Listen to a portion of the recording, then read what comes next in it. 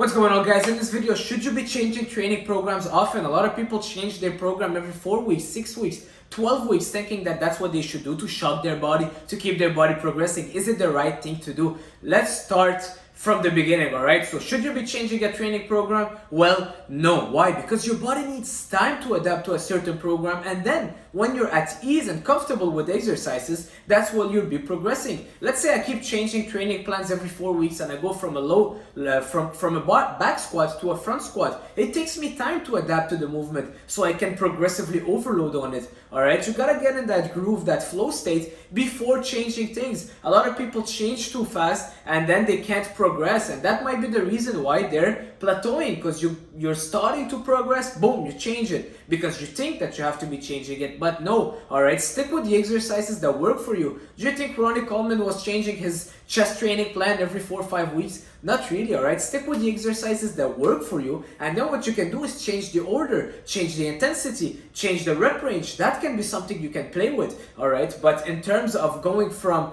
a back squat to a low squat, or going from, I don't know, a dumbbell bench press to this, just because you want to change, no, don't change if it's not necessary. All right, stick with the exercises that feel good so your body is comfortable with them, and then progressively overload on them instead of keep changing, adapting, or doing things that you don't feel well just because of the sake of change. All right, change can be a good thing, but sometimes you don't need to change the exercises. What you can be changing is the order. So instead of starting with your bench, now you can finish with your bench or do with your bench second. All right, instead of doing the flies at the end, you can do the flies at the beginning. Instead of doing supersets, you can do single sets, or you can do drop sets. That's what can be kind of shocking to your body, and that will bring the good change. But don't be changing exercises and changing the whole program. It's like going to another country.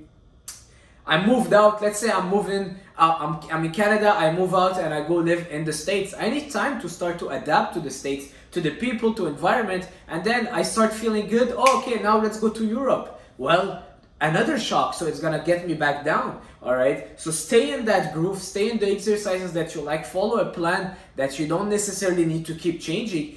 Keep the exercises, write down the exercises that feel good for you, that you like, and stick to them and progressively overload on them instead of always changing and going from this to that. A lot of people change coaches also so many times. They go from this coach to that coach to this coach to that coach.